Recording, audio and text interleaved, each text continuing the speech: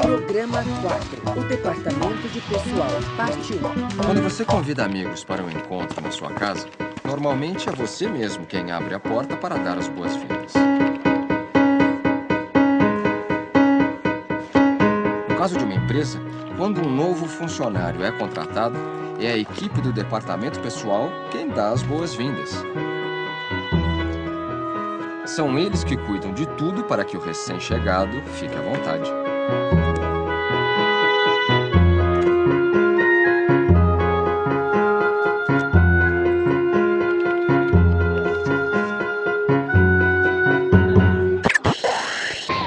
Ainda lembro do meu primeiro trabalho registrado. Foi uma emoção danada lá em casa quando eu mostrei a minha carteira de trabalho assinada.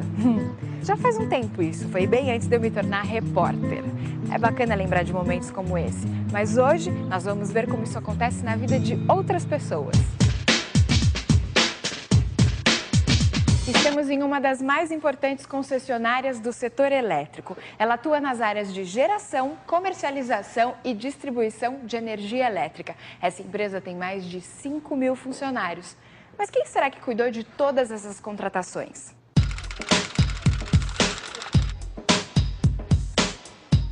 Toda empresa tem um departamento pessoal que cuida de tudo que diz respeito à administração dos funcionários, desde o momento de admissão até o desligamento. A Flávia passou no processo de seleção aqui na empresa e vai ser contratada hoje. Flávia, como é que foi o processo de seleção? O processo de seleção aconteceu há mais de um mês, né? Fui contratada por uma empresa aqui de consultoria, aqui na área de Campinas. Participei de vários testes e hoje é meu primeiro dia. E você vai ser contratada para que função? Assistente de departamento. Quais os documentos que a empresa te pediu? Bem, basicamente os meus documentos pessoais, meu certificado de conclusão de curso.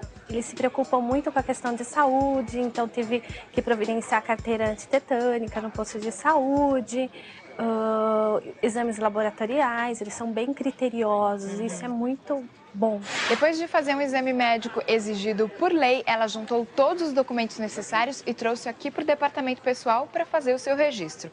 Agora a gente vai descobrir o que acontece daqui para frente.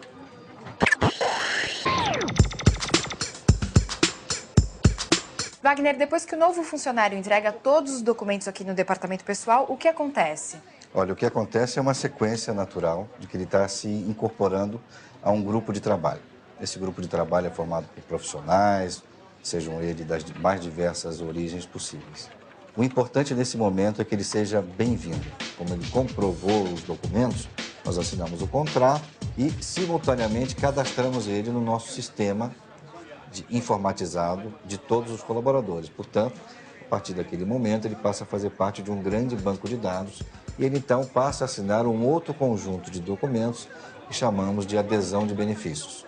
Então, nós temos benefícios voltados à assistência médica, hospitalar, assistência odontológica, vale transporte, enfim. Ele, então, tem um conjunto de documentos onde ele assina, porque é opcional. O que é um contrato de trabalho? É um conjunto de regras formalmente estipulados para que as partes possam acordar. Não é um contrato unilateral, pelo contrário, é bilateral. O que é um contrato de experiência? Para que serve? Toda avaliação, seja ela de competências pessoais, competências técnicas, todo o processo de recrutamento e seleção já passou por esse caminho. Entrevistas com o gestor, entrevistas com recursos humanos, enfim. Então, o contrato de experiência propicia a ambas as partes a um melhor conhecimento, objetivando identificar quais são os pontos fortes, quais são os pontos a melhorar. Quanto tempo ele dura? 90 dias. E, vencido esse prazo, se não houver nenhuma manifestação entre as partes, o contrato está prorrogado por prazo indeterminado. Ele passa por um programa que nós chamamos de programa de integração, para que ele comece a entender a história da empresa que ele está entrando. Também é importante que ele conheça quais são as regras de segurança e saúde no trabalho. Quais são as regras das relações. Nós temos um código de ética, onde ele tem que assinar, e ao assinar ele está declarando que leu e entendeu todo o código de ética. Como funciona, enfim, o plano de benefícios.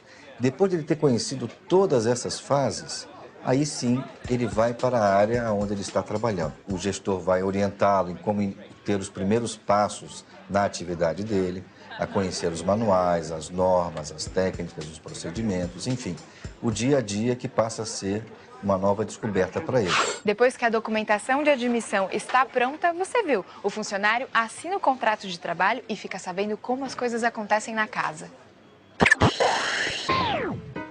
Da mesma maneira que você dá as boas-vindas aos seus amigos, na hora que eles vão embora, você se despede deles e os leva até a porta.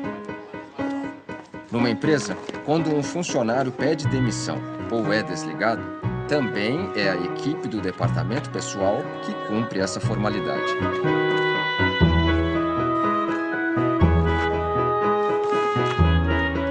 Eles preparam toda a documentação e fazem os acertos financeiros para que tudo fique certo entre as partes.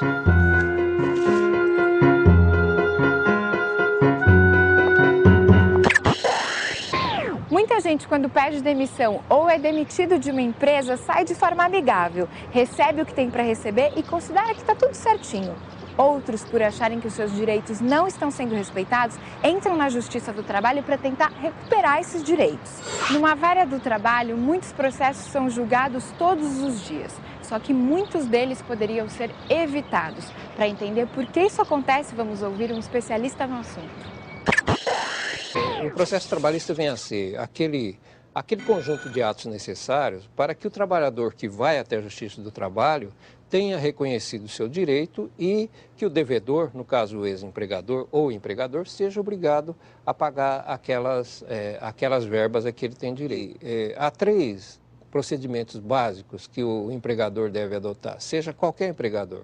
O primeiro, o registro regular do empregado. É conveniente que faça contrato escrito, que anote na carteira. Ele tem 48 horas para anotar e devolver a carteira, né? O segundo, a questão dos recibos. Tem que ser bem especificada cada parcela que paga, os descontos que são efetuados. O fato é que o salário se prova mediante os recibos, né?